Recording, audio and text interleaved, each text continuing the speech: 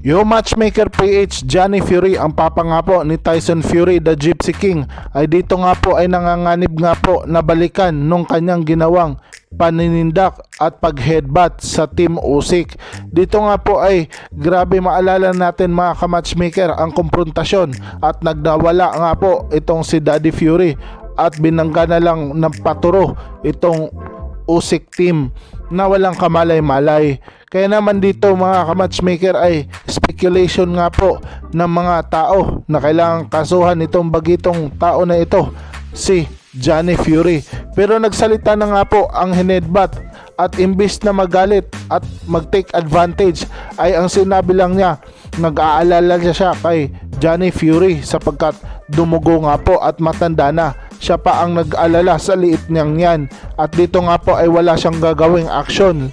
Gusto lang niyang manood ng boxing ng John Fury na hindi umiiksena at Tyson Fury lang versus Alexander Usyk. Malala natin na nagkagulo nga po mga ka-matchmaker.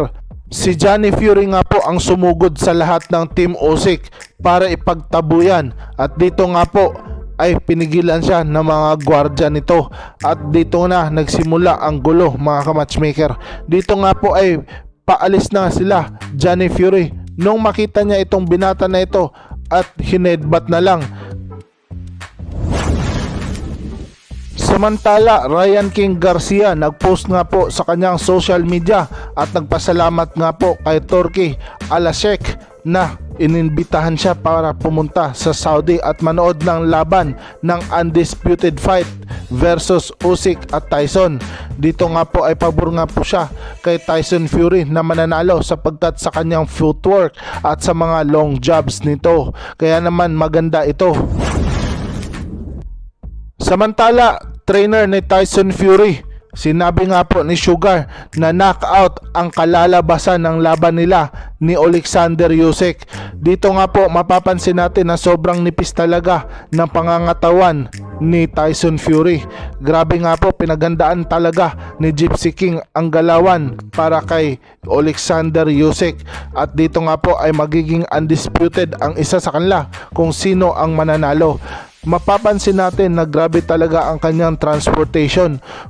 Focus na focus nga po itong si Tyson Fury at dito nga po nagpangitang gilas sa kanyang shadow boxing kasama ang kanyang trainer na si Sugar. Kung akalain natin na easy park lang ito kay Tyson Fury ay nagkakamali po tayong lahat sapagkat itong si Alexander Usyk ay grabe din kung trumabaho at mag-training. Kung kita nyo ay parang pinaghandaan niya na talaga ang mga jabs at patama ni Tyson Fury sa kanya. Makikita natin na ginagamit lang po ang mga pamatay na left hook at right hook at ang mga jabs na binibitawan ni Tyson Fury